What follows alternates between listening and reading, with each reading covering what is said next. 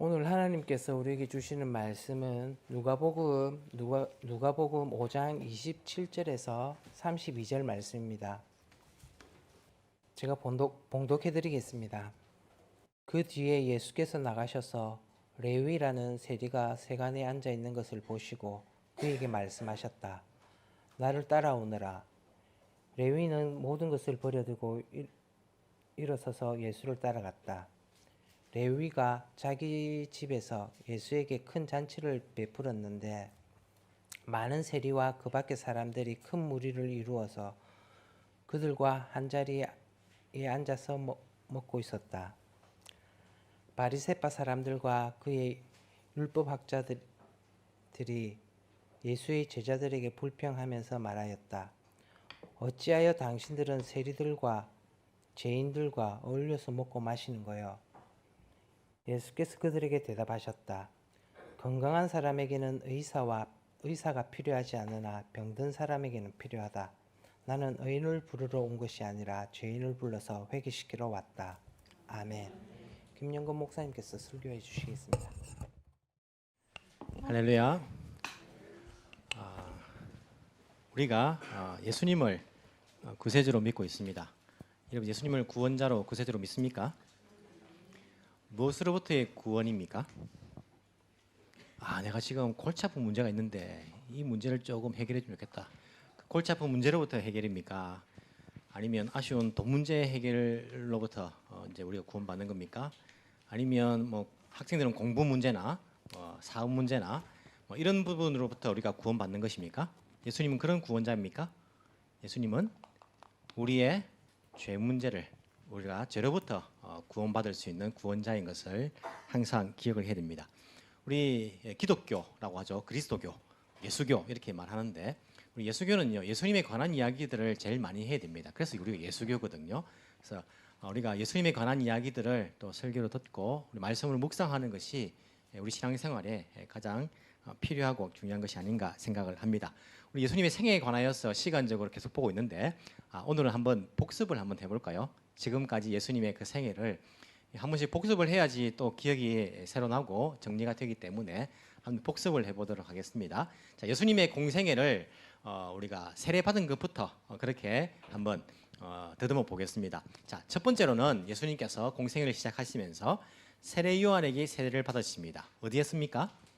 요단강입니다. 요단강 동편에서 예수님께서 세례 요한의 세례를 받으십니다. 자, 세례를 받고 이제 공생애가 시작됩니다. 자, 세례를 받으신 이후에는 그 다음으로 무엇을 하시죠? 요단강 서편 아마도 여리고라고 이렇게 이제 생각되는데 지금 여리고라는 그 도시에 가시면 정말 황망한 나무 한 그루 보이지 않는 뭐 한 그루 있긴 있겠죠. 그죠? 잘 보이지 않는 그런 산이 하나 있습니다. 그 시험산이라 이렇게 말하는데 예수님께서 광야에서 금식을 40일 동안 하시고 사탄에게 시험을 받으셨다. 이것이 이제 그 다음 일로 기록되어 있습니다. 그 다음에 나오는 예수님 공생의 기록이 뭐냐면 적어도 한 5명 정도의 제자가 예수님을 따르게 되었다. 원래 세례 요한의 제자였던 요한과 안드레가 예수님께 찾아와서는 그들이 예수님의 제자가 되었다는 것을 알 수 있죠. 자기 형제 베드로도 데리고 오고 그리고 빌립도 같이 오고 빌립을 통해 나다나엘, 바돌로메라고 하는데 나다나엘이 적어도 5명, 야고보 이름은 등장하지 않지만은 왔다면 요한과 같이 왔다면 6명이고 같이 오지 않았다면 5명, 적어도 5명의 제자가 예수님을 따르는 일이 생깁니다. 자, 그리고는요 장소가 옮겨져 가지고 갈릴리 지역 어디로 오십니까? 가나 지역에 오십니다. 갈릴리 지역 가나에 오셔가지고 어떤 일이 있죠? 첫 번째 기적을 행하십니다. 그 첫 번째 기적은 결혼식 혼인잔치에서 물로 포도주를 만드신 그 기적을 예수님께서 베푸셨다. 제자들도 함께 참석했죠, 그죠? 적어도 5명의 제자가 함께 참석했다라고 그렇게 여기십니다. 자, 그리고는요, 첫 번째 유월절, 예수님의 생애 가운데 네 번의 유월절을 생각하는데 마지막 유월절 때는 십자가에 달려 돌아가시니까 첫 번째 유월절 맞이해서 예루살렘으로 가십니다. 예루살렘에 가셔가지고 성전을 청결하게 하십니다. 거기서 장사치들을 내어놓고 내 아버지 집은 기도한 집인데 강도의 구례를 만드는도다 하시면서 성전을 깨끗하게 하신 첫 번째 유월절, 그 유월절을 지내시면서 누구를 만나십니까? 밤에 니고데모가 찾아와서 니고데모를 만나가지고 사람이 거듭나지 않으면 하나님 나라에 갈 수가 없다, 볼 수가 없다. 그렇게 이제 하나님 나라에 관한 이야기를 하십니다. 그리고는 예루살렘의 가르침심과 또 사역을 하시면서 계시다가 세례 요한이 감옥에 잡혔다라는 소식을 듣고 이제 헤롯 안티파스죠. 자기 동생의 아내를 빌립의 아내를 빼앗은 헤롯 안티파스 헤롯. 하여튼 뭐 이름은 기억할 필요 없고 그냥 동생의 아내를 빼앗은 헤롯. 그 헤롯이 세례 요한을 감옥에 가뒀다는 소식을 듣고 갈릴리로 돌아가시려고 하시다가 그 중간에 어디를 사마리아를 통과하시게 됩니다. 자, 사마리아에서는 사마리아 여자를 만나가지고 예수님께 자기가 메시아인 것을 사마리아 사람들에게 보여주시죠. 말씀을 해주십니다. 그때가 적어도 예루살렘에서 8개월 정도 지내고 8개월 정도 지난 이후이다. 추수할 때 넉 달이 지나야 추수할 때가 온다고 하지 않겠느냐라는 그 말씀을 보면서 우리가 적어도 이때는 첫 번째 유월절을 지나면서 8개월 정도는 지났겠구나라고 우리가 생각을 합니다. 그리고는 어디로 갑니까? 갈릴리 지역 다시 가나로 가셔가지고 두 번째 기적이 적혀있죠. 두 번째 기적은 왕의 신하의 아들을 고치심. 왕이 누굽니까? 아까 말했던 헤롯 안티파스, 동생의 아내를 빼앗은 그 헤롯. 그 왕의 그 왕실에서 그 신하로 일하는 사람의 아들을 병을 고치는데 아들은 어디 있냐면 가브나움에 있습니다. 저 갈릴리 호수 근처에. 예수님은 갈릴리 호수에서 조금 떨어져 있는 가나 산 지방이죠. 언덕 지방입니다. 가나에 계시고 그 아들은 가브나움에 아프죠. 예수님께서 가브나움 가십니까? 원격 기적을 베푸시죠, 그죠? 가나에서 말씀을 하시니까 가브나움에서 아들이 낫는 것. 야, 말도 안 된다. 요즘도 여러분 원격 치료합니다. 아십니까? 멀리 떨어져가 로봇으로 원격으로 치료하더라고요. 이게 사람도 가능한데 왜 창조주가 그게 안 가능할까요? 예수님은 이미 2000년 전에 원격으로 기적을 이렇게 병자를 고치시는 사건을 우리가 봅니다. 두 번째 기적이라고 이렇게 되어 있습니다. 갈릴리 가나에서 어디로 가십니까? 자기 고향 마을인 태어난 고향은 베들레헴이지만은 자라신 마을은 나사렛으로 가시게 됩니다. 나사렛 회당에서 이사야의 글을 읽으시면서 그 예언된 메시아가 자기가 바로 그리스도 메시아인 것을 말씀을 하시니까 그 나사렛 사람들이 이야 우리 말이 경사났네 그리스도 났네라고 좋아했습니까? 아니고 거절을 하죠. 죽이려고 낭떠러지에서 때리려고 죽이려고까지 하면서 예수님께서 선지자가 자기 고향에서 존경받지 못한다라고 말씀하시면서 고향을 떠나십니다. 그리고 어디 가십니까? 가브나움. 자, 세 번째 고향이죠. 이제 공생의 사역하시면서 지내셨던 그 지모토가 바로 가브나움입니다. 가브나움에서도 회당에 들어가서 가르치시는데 회당에서 악한 영에 사로잡힌 사람이 있죠, 그죠? 악한 영에 사로잡힌 사람을 예수님께서 고쳐주시는 그 일이 발생을 합니다. 그리고는 그 가브나움 회당에서 바로 앞에 있는 집이 베드로 집이었어요. 지금도 가면 그대로 있습니다. 그 회당 자리가 있고 바로 앞에 정말 한 1, 2분만 가면요. 베드로 집터가 있어요. 베드로 그 집에 가셔가지고 베드로의 장모님이 열병이 났는데 열병을 고쳐주시는 그 기적이 기록되어 있습니다. 그리고는 예수님께서 파트타임으로 그렇게 따르던 예수님의 제자들, 특히 이제 어부들을 다시 부르시죠. 뭘로? 풀타임 사역자로 부르십니다. 그때 베드로는 뭘 하고 있냐면 밤새 고기잡이 하고 있었는데 흙탕을 쳤어요. 그래서 이들을 위해서 고기가 많이 잡히는 기적을 보여주시고 베드로 나를 따라오너라 사람 낚는 어부가 되게 하겠다 하니까 베드로와 그 이제 안드레 또 가다가 야고보 요한도 마찬가지로 배와 아버지를 버려두고 모든 걸 다 버려두고 예수님을 따르게 됩니다. 자, 그 이후로 어떤 일이 일어나죠? 그 이후로는요 어떤 마을에 들어가셨는데 이 심각한 피부 질병, 이제 나병이라 기록되어 있는데 뭐 나병인지 아닌지는 정확하게 우리가 모른다 했죠. 아닐 가능성도 있다. 크다. 심각한 피부 질환에 걸린 사람의 그 병을 고쳐주십니다. 그 사람이 하는 말이 선생님이 주님이 원하시면 내가 나을 수 있습니다. 내가 원해서 낫는 게 아니고 주님이 원하셔야 내가 나을 수 있습니다. 라는 그런 신앙을 고백하게 되죠. 그래서 내가 원하니까 깨끗하게 되어라. 그렇게 예수님께서 그 사람을 고쳐주십니다. 그리고는 지난주에 이제 들었던 이야기죠. 중풍병자를 고쳐주십니다. 친구들에게 의해서 4명에 의해서 장소가 어디냐면 예수님께서 머무시던 집입니다. 가버나움의 집에서 사람이 너무 많으니까 지붕을 뜯어가지고 그렇게 달아내려가지고 근데 예수님께서 뭘 하십니까? 내 죄사함을 받았다라고 말하시죠. 왜 그랬냐면 그때부터 그 자리에 누가 있었습니까? 바리새인들과 율법학자들이 앉아가지고 예수님이 어떤 분인가를 조사하기 시작합니다. 예루살렘에서부터까지도 와가지고는 메시아인가 아니면 사기꾼인가 아니면 예언자인가 아니면 악한 귀신에 들린 자인가 사람을 선동하는 자인가 막 조사를 해야 되니까 자기들도 조사하러 사람들이 와 있고 그들이 와 있기 때문에 예수님께서 일부러라도 죄사함을 받았다라고 말씀하시면서 이 사람들이 하나님 왜 누가 죄사할 권한이 있는 것인가 라고 속으로 말했습니다. 따지지 않고 속으로 말했는데 예수님께서 그 속마음을 아시고 내가 이렇게 말하는 것은 너희들이 이제 바리새인과 율법 학자들 보고 말하죠. 그 주위의 사람들도 같이 들었겠죠. 인자가 죄사하는 권세가 있다는 것을 알리기 위해서 내가 이렇게 말한다고 하시면서 자신이 그리스도이시고 그 죄 용서를 할 수 있는 권한이 있는 하나님과 동일한 분이심을 그들에게 가르쳐 주십니다. 그리고는 오늘 사건입니다. 아직까지 두 번째 유월절, 세 번째 유월절은 지나갔습니까? 아직 오지 않았습니다. 아직 오지 않은 상태에서 우리가 갈릴리 사역 가운데에 오늘 사건을 보게 됩니다. 오늘은 어떤 기사가 기록되어 있습니까? 제자를 부르시는데 성경의 기록에 의하면 7번째 이제 제자이죠. 레위 마태를 부르신 그 이제 기사가 적혀 있습니다. 우리가 성경에 12명의 그 제자가 이름이 적혀 있는데 그 순서를 보면요. 베드로, 안드레, 야고보, 요한, 빌립, 바돌로메 이제 전기 사역에 어찌 보면 제일 먼저 부름받은 사람들이죠. 6명이. 나머지 6명은 이제 그 뒤에 받은 사람인데 그 다음이 도마, 마태가 나오죠. 마태보다 도마가 먼저 나오는데 도마를 부르시는 기록은 이제 나와 있지 않고 하기 때문에 뭐 순서상으로서는 8번째지만은 우리 성경의 기록으로서는 7번째 제자인 마태를 레위 마태를 부르신 사건이 오늘 본문에 기록되어 있습니다. 자, 장소가 어디일까요? 어느 지방일까요?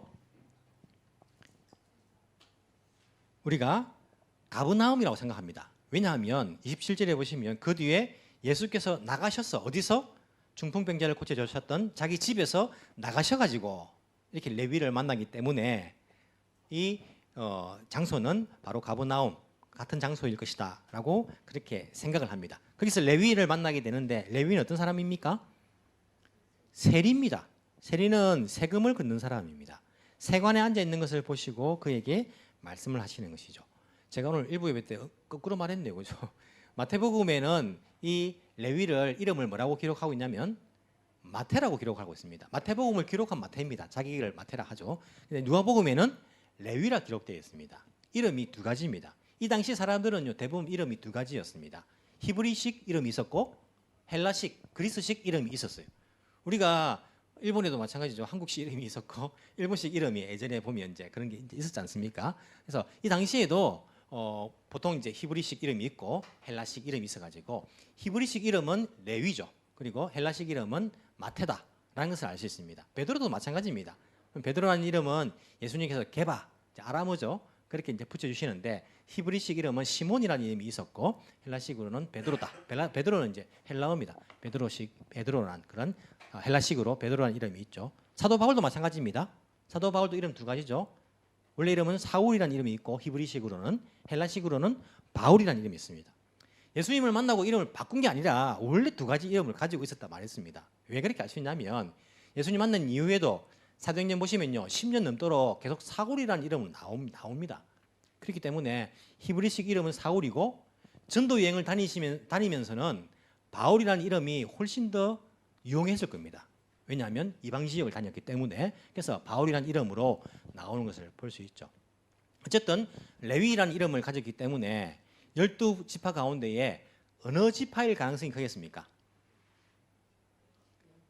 레위 지파일 가능성이 크겠죠, 그죠? 레위 지파니까 레위란 이름을 썼겠죠. 레위 지파도 아닌데 레위란 이름을 쓰면요 사람들 혼동되고 헷갈리잖아요. 레위 지파일 가능성이 큽니다. 레위 지파는요 가장 거룩한 일을 하는 사람 지파들이에요. 성전에서 일하는 지파 아닙니까? 성전에서 수송되는 지파가 레위 지파 사람입니다.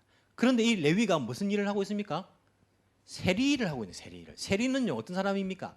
그 당시에 로마의 하수인이에요. 하수인. 로마를 위해서 일하는 사람들입니다. 지금은 우리가 세금을 걷는 사람이 공무원이지 않습니까? 공무원이지만은 이 당시에는 공무원 그런 개념이 아니고 어떤 사람이 세리가 되냐면 이제 입찰을 통해서 세리가 됩니다.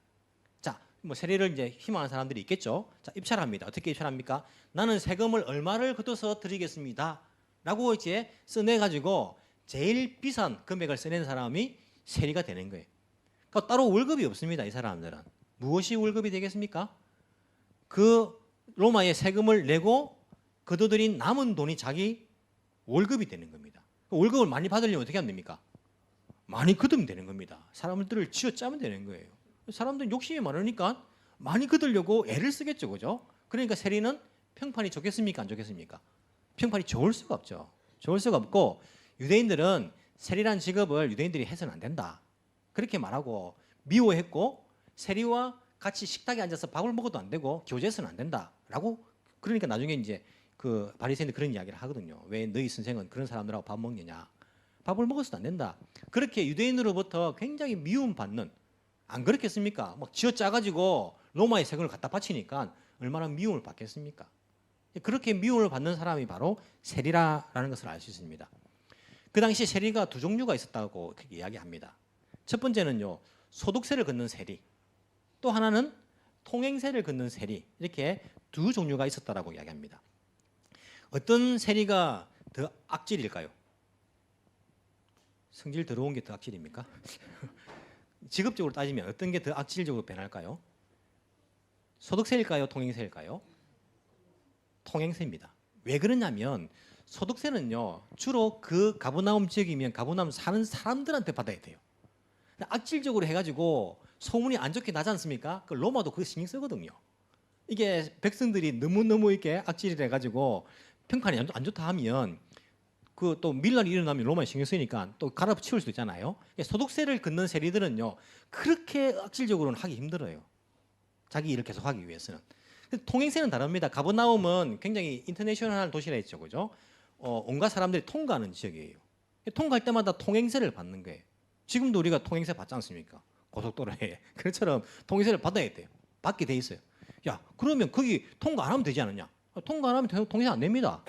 고속도로 통과 안 하고 국도로 가면 통행세 안 내지 않습니까? 근데 왜 돈 내면서 통행세를 내면서 고속도로 갑니까? 그 돈이 그 돈이고 더 빠르고 오히려 더 편하니까 돈 내서라도 가는 거예요. 마찬가지예요. 그 가버나움 안 들었다 가면요, 뭐 산으로 이게 뭐 아무 뭐 상전도 없고 휴게소도 없는데 막 이렇게 고생하면서 가야 돈이 더 들어요. 그래서 통행세를 내더라도 그 통과할 수밖에 없어요. 가버나움은 통행세를 특히 많이 받을 수 있는 곳 아닙니까? 통행세 받는 사람들은요, 사업하는 사람들이 많을 거고, 그리고 주로 그 지역에 사는 사람들이 아니고 뭡니까? 떠내기들이 많으니까 통행세를 많이 받아낼 수 있잖아요. 통행세 받는 세리가 훨씬 더 악질이다라는 그런 평판이 있었다라고 합니다. 자, 마태는요, 레위는요, 통행세를 받는 세리일까요? 소득세를 받는 세리일까요? 찍어 보십시오. 27절에 보니까요, 세리가, 레위라는 세리가 어디에 앉아 있습니까? 세관에 앉아 있네요. 세관에 앉아 있으니까 통행세를 받는 세리네요, 그죠?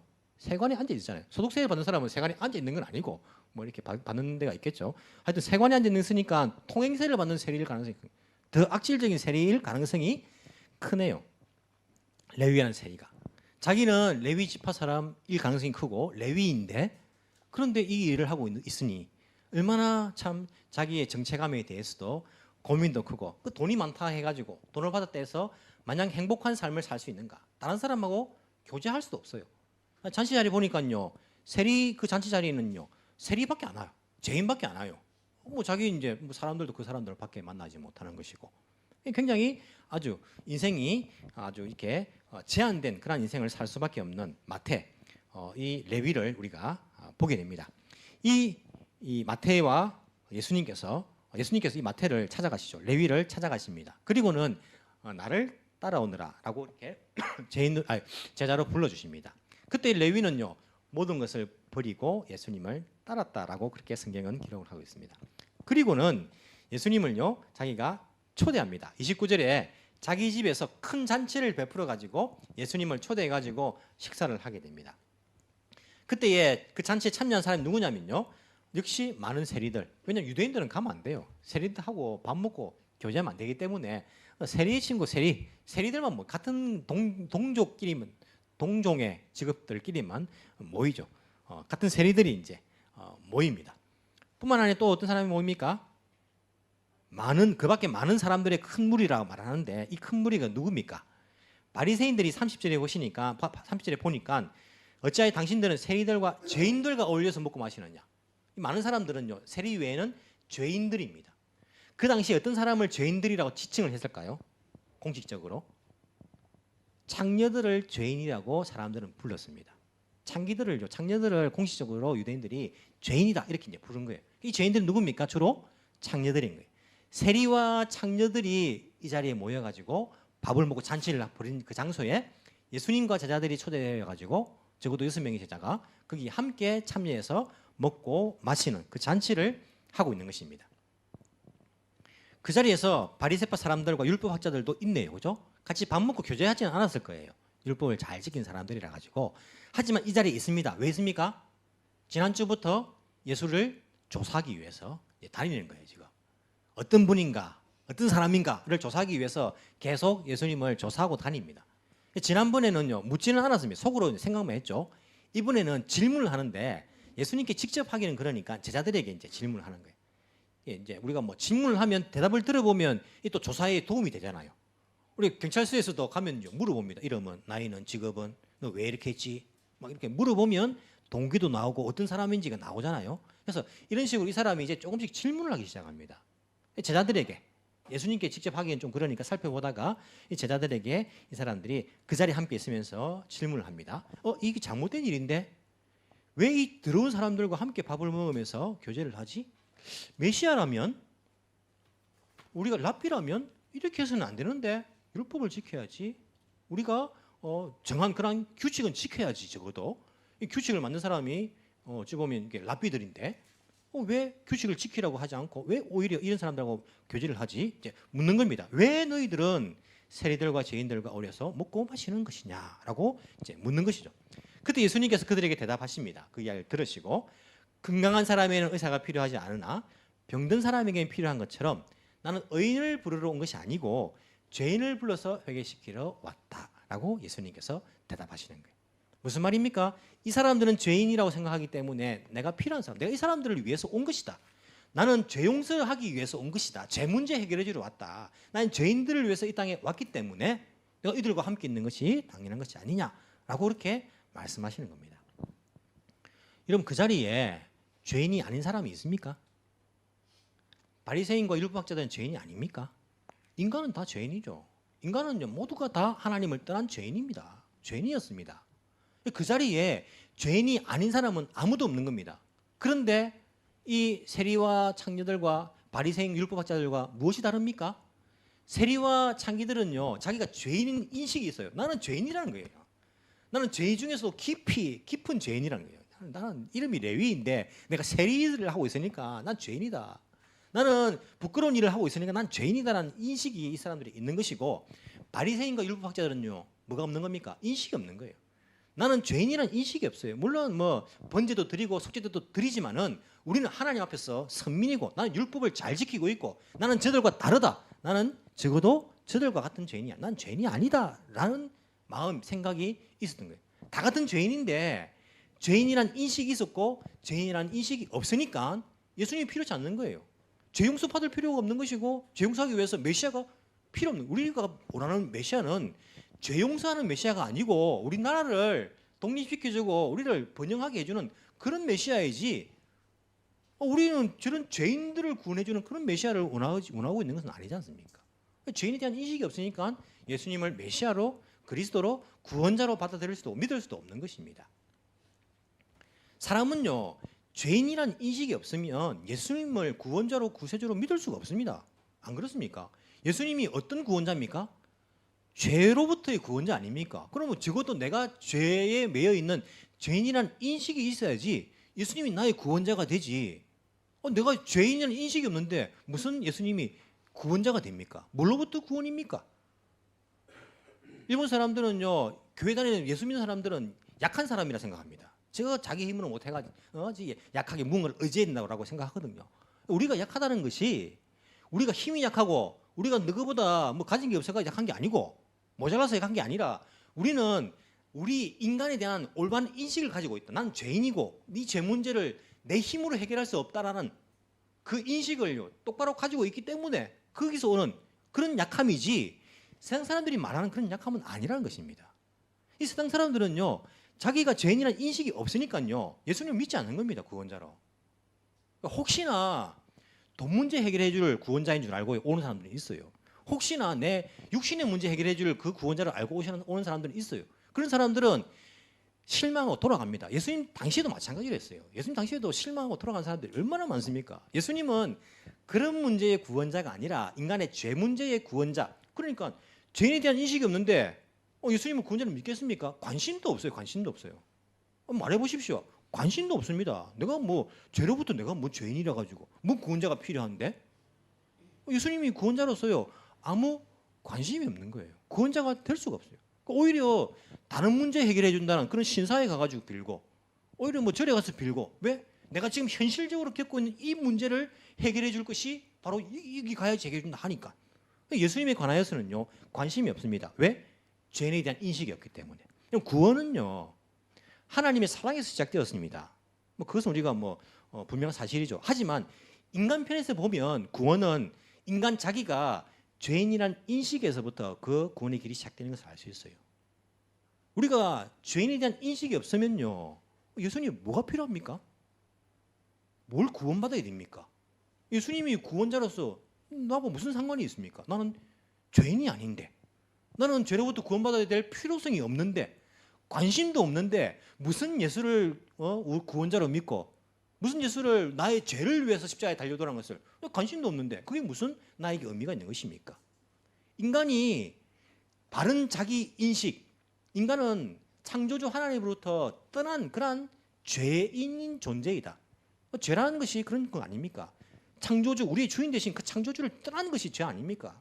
그 죄인이라는 그 존재, 인간에 대한 바른 인식이 없으면요 구원에 대한 예수님에 관한 필요성을 못 느끼는 것입니다. 유대인들, 아니 바리새인들, 율법학자들 하나님은 믿었지요. 하나님은 믿었지만은 자기들은 하나님을 뭐 잘 안다고 생각했지만은 인간이 어떤 존재인가에 대해서는요 올바른 인식이 없었어요. 자기들은 원래부터 하나님을 떠난 인간들은 그런 존재이고 그 죄를 해결하기 위해서는 인간의 힘으로는 도저히 할 수가 없고 하나님 편에서 우리에게 죄 문제 해결하러 보내주신 그 구원자가 아니면 우리는 죄 문제를 해결할 수 없는 나약하고 아무런 소망이 없는 존재라는 그 자기 인식이 되지 않으면요 예수님은 우리의 구원자가 될 수가 없습니다. 뭐로부터 구원입니까? 우리가 물론 예수님 믿고 의인으로 불림을 받지만은요 나 인간이 어떤 존재인가에 대한 올바른 인식이 없다면 예수님을 구원자로 믿을 수가 없다는 것입니다. 마태는요 적어도요 자기가 죄인이란 깊은 인식이 있었습니다. 나는 죄인 중에 죄인이다. 나 같은 죄인이 없을 것이다. 그런 생각들이 있지 않았겠습니까? 예수님이 필요한 것입니다. 이 마태와 함께 레위와 함께 모였던 그 사람들, 그 죄인들 왜 예수님께 관심을 가졌으면 모였습니까? 저분한테 있으면 우리가 뭐 먹을 것 해결되는 것인가? 저분하고 같이 가면 우리 친구가 되어줄 것인가? 아니라 자기들이 지금 심각하게 생각하고 있는 우린 죄인인데 이 죄 문제를 해결해 주실 분이 저분인가? 거기에 대한 인식이 있었기 때문에 예수님을 찾아왔고 예수님과 함께 그 자리에 있었던 것을 알 수가 있습니다. 여러분 마태는요 레위는요 예수님께서 자기를 부르실 때에 이것이 기회이다. 내 죄 문제를 해결할 수 있는 난 죄인인데 기회이라는 것을 알고요 즉시 응답하고 다른 것을 볼 수 있습니다. 이 세관이라는 곳이 온갖 정보가 들어오는 것이에요. 얼마나 그 여행하는 사람들이 들어와서 이야기를 하겠습니까? 온갖 소문들이 다 들락날락하는 곳입니다. 마태는 예수님에 관한 이야기를 잘 알고 있었을 거예요. 그분이 자기를 찾아와 가지고 자기를 부르시는데 자기는 그 순간 모든 것을 그 자리를 박차고 일어난 겁니다. 모든 것을 다 그냥 접어두고 버려두고 예수님을 따랐다. 그렇게 따름으로 반응하고 응답한 그런 레위 마태를 우리가 볼 수 있지 않습니까? 이 생각해 보면 예수님은 왜 마태만 부르는가? 뭐 세리가 한두 명도 아닌데 왜 다른 세리한테 가서는 부르지 않았는가? 왜 예수님은 어부들이 얼마나 많았을 것인데 왜 베드로, 안드레, 야고보, 요한만 불렀는가? 다른 어부들은 왜 안 불렀는가? 예수님은 왜 저 사람만 사랑하시나? 나도 있는데 나도 좀 사랑해 주시지. 왜 저 사람만 잘 되게 해주시고 나는 왜 이러는가? 우리 그렇게 생각할 때가 있는데요. 예수님께서 다른 사람들은 안 불렀을까요? 딱 12명은 불렀을까요? 12명은 나중에 따로 세우셨다 했습니다. 딱 12명은 불렀을까요? 우리 마태복음 19장에 보시면요. 한 부자 청년이 예수님을 찾아옵니다. 어떻게 해야 내가 하나님 나라에 들어갈 수 있습니까? 계명을 다 지켜라. 다 지켰습니다. 그때 예수님께서 말씀하십니다. 내 모든 걸 다 팔아가지고 가난한 사람들이 주고 모든 걸 다 버리고 너는 나를 따라라. 이렇게 이제 부르십니다. 부르셨어요. 근데 이 청년은 어떻게 합니까? 모든 걸 다 포기하기가 걱정이 돼가지고 가진 것이 많으므로 그냥 고민하면서 돌아간 거예요. 응답하지 않은 것입니다. 예수님 부르셨습니다. 다른 사람들도요. 불렀어요. 불렀는데 그 사람들은 응답하지 않았던 겁니다. 12명의 제자들은요. 응답한 사람들이에요. 그래서 그들이 뭐랍니까? 우리는 모든 걸 다 버리고 주를 따랐습니다. 모든 걸 다 버리고 주님을 따르기로 응답한 것입니다. 다 버리고 떠나라 이 말하면 또 불안하시죠, 여러분? 다른 어떤 것보다 더 예수님을 따르는 것을 귀하게 생각했다는 거예요. 이게 가장 귀한 것이다. 내 인생의 모든 가장 최고의 우선순위다 라고 그렇게 결정하고 반응하고 응답한 사람들이라는 겁니다.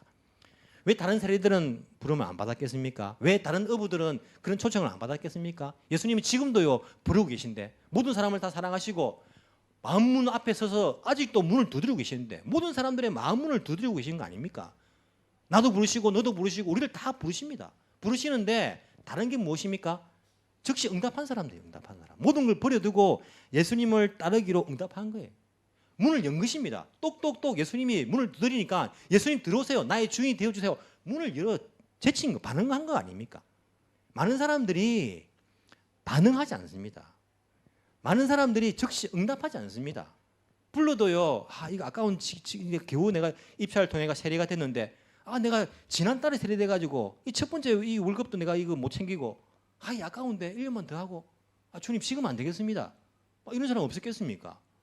지금 갈등하고 그 순간 아닙니까? 갈등하고 막 안 따르고 생각으로는 따르고 싶고 생각으로는 주님 내가 제자가 되고 싶은데 우리 아버지 장사하고 난 다음에 죽고 난 다음에 내가 지금 밭을 샀는데 밭을 내가 좀 갈아가지고 첫 열매 좀 따먹고 난 다음에 온갖 사람들이 그 부르심에 대해서 즉시 따르지 않고 따르고 싶은데 이 다른 생각이 있는 거예요. 행동이 안 나오는 것입니다. 반응이 안 나오는 거예요. 여러분 생각 속에만 있으면요. 우리의 생각 속에만 있는 그 믿음이 과연 믿음인가? 우리의 이 관념 속에 있는 믿음이 과연 올바른 믿음이라 진짜 믿음이라 할 수 있는가? 난 잘 믿고 싶고 잘 따르고 싶고 잘 섬기고 싶고 많은 걸 드리고 싶고 이 생각만 있는 것이 과연 올바른 믿음이라 할 수 있을까요? 제가 늘 말씀드리지만요. 저 생각만 가지고는요. 미국 대통령 될 수 있습니다. 우주 비행사 될 수 있어요. 내 생각만 가지고 내가 그거 되고 싶다. 내가 돼야지 막 생각만 가지고 있다 해가지고 그게 된 겁니까? 아니지 않습니까? 행동을 해야죠. 행동을요. 학생들 중에 공부 못하고 싶다 하는 사람 누가 있습니까? 생각만 가지고 있으면 되는 겁니까? 우리 믿음이 좋은 믿음 되고 싶고 나는 예수님 제자가 되고 싶고 이 관념 속에만 머물러 있으면 그 관념 속에 머물러 있는 믿음이 과연 올바른 믿음이라 할 수 있을까요? 살아있는 믿음일까요? 아닙니다. 반응을 해야 즉시로. 예수님께서 말씀하십니다. 너희들 나를 따라오려고 하느냐? 나를 따라오려거든 자기 부인하고 자기 십자가를 지고 나를 따라와야 된다고 말씀하시는 거예요. 나를 따라오려거든 너희들 생각만 잘해라. 깊이 생각해라. 깊이 생각만 하고 있으면 된다가 아니라 자기 부인하고 자기 십자가 지고 예수님을 따라와야 된다. 나를 따라오려거든. 나의 제자가 되려거든. 마태는요. 즉시 버려두고 예수님을 따릅니다. 베드로, 안드레, 요한, 야고보 즉시 모든 걸 버려두고 예수님을 따릅니다. 이런 응답 반응이 있는 거지 않습니까? 우리는 그것을 알아채지 못하고 왜 저 사람만 사랑하고 저 사람만 불러주고 나는 왜 안 불러주고 나는 왜 안 사랑하고 아니요. 주님은 지금도 여러분들을 부르시고 있고 지금도 여러분의 마음문을요 두드리고 계십니다. 아니 모든 사람들의 마음문을 주님은 지금도 두드리고 있는 거예요. 내가 문을 열어야지 하지만 다음 기회에 좀 더 있다가 여러분 우리가 그 순간 즉시 반응하지 않으면요 그 스키마 그 틈을요 사탄이 딱 파고듭니다. 그 한 순간이에요. 마태도 그 순간적으로 찰나적으로 고민을 안 했겠습니까? 이거 버려둬야 돼. 내가 이거 그냥 다음에 가야 돼. 그 순간 자기는 탁 일어서 가지고 다른 거예요. 그냥 순간의 선택 아닙니까? 어찌 보면 우리가 유혹을 받을 때도 마찬가지입니다. 뭐 사람마다 유혹 받는 것들이 다 다르겠죠, 그죠? 그 유혹이 딱 올 때에 그 순간이에요. 내가 안 해야지. 딱 순간인데 그걸 다음에 내가 다음부터 안 하지 하면요 넘어가 버립니다. 우리 교회 주일날 교회 오는 것도 마찬가지입니다. 내가 막 다음 주에 가지 마. 그 순간 내가 오늘 좀 약간 좀 이렇게 바쁘고 막 조치도 안 좋고 막 그 순간에 이렇게 탁 틈이 생기면요 그 틈을 사탄이 들어오는 거예요. 그 순간적으로 우리가 탁 일어서서 즉시 버려두고 따르지 않으면요 그 순간을 사탄이 딱 파고들어 가지고 못하게 되는 게 참 많아요. 다음에 이번 기회는 아니다. 얼마나 많은 사람들이 주님을 따르지 못했겠습니까? 그 순간을 놓쳐가지고 우리가 그 순간에 반응을 해야 됩니다. 즉시 그냥 반응을 하면 마태처럼 그리고 베드로, 안드레, 야곱, 요한처럼 예수님의 제자로 그냥 뭐 다 버려두고 따르는 겁니다. 그 순간 내가 문을 열어 제끼는 거예요. 아, 주님 우리 집에 내 마음만 들어오면 나의 모든 주인이 되어가지고 이제 내 마음대로 뭐 살지도 못하고 뭐 시간도 뭐 물질도 뭐 내 마음대로 하지도 못하고 이런 갈등하기 시작하면요 이미 문이 못 열리는 거예요. 아, 주님 들어오십시오. 활짝 열어 제쳐야 되는 거예요. 그 순간 그분을 우리가 모셔드리고 행동을 할 때에 그 신앙이 살아있는 신앙 아니겠습니까?